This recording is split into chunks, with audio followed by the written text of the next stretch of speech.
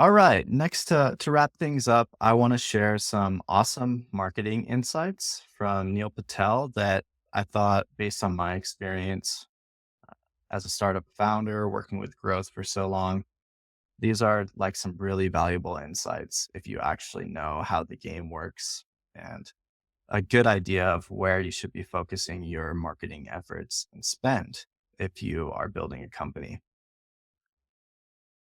All this data is based on thousands of companies that Neil Patel works on and the conversions, the ROI of how their marketing spend actually turns into customers.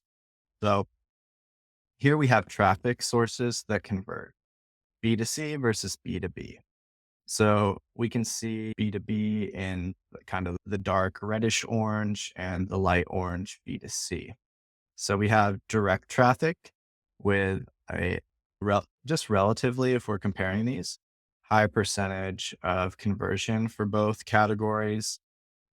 Paid search being the best overall category for both, the best for B2B, paid social being the best for B2C, but also being third best for B2B, direct traffic being the second best for B2B.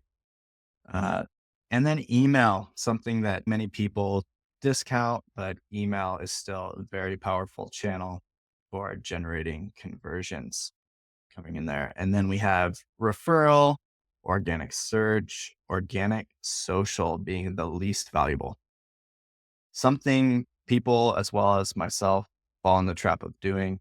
Organic social can be a very low return category to focus on, actually. So it can be a much better idea to make sure that you have paid search, paid social, direct traffic, and email in addition to your organic efforts. All right. Now getting into even more interesting stuff. Same surveys of data. Here we have content marketing tactics, cost versus payback period. So on the bottom, we have the cost. On the y axis there on the left, we have the payback time in days. So let's look at what's valuable here. So blogs have a low cost, pretty long payback period. And we also have ROI in the size of the circles. So webinars actually offer the highest ROI according to this data. Based on what I can see here, I've got a better graphic we'll show specifically. I'm just judging the circle size. And then it looks like blogs and then maybe tools after that. Tools are really high cost, but can generate a great ROI, but also the longest payback period for the investment. On the shorter payback period, we have things like email newsletter, case studies, webinars, extremely short payback period. This is a great graphic. And I would say this one and this next one combined, because this is just ROI versus cost. Where should you be spending your time as working on growth, working on marketing? And to me, it's pretty clear you should be blogging, you should be doing case studies, you should be doing webinars, you should be doing email. You need to evaluate how much time you have and where you can focus.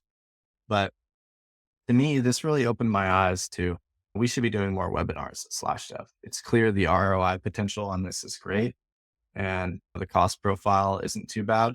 So why are we not focusing on literally the highest ROI potential item that Neil Patel's customers have? Webinars.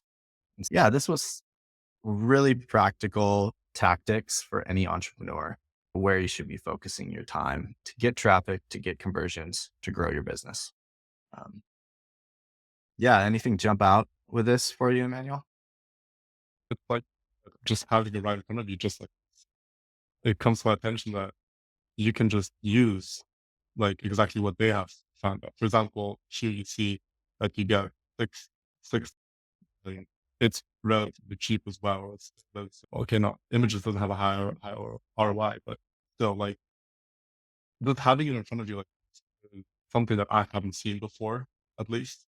We've Yeah, always learned me about neither. Exactly. marketing and about integrated marketing and all these fun fancy buzzwords, but just having like this right in front of you just teaches you that, hey, just implement these.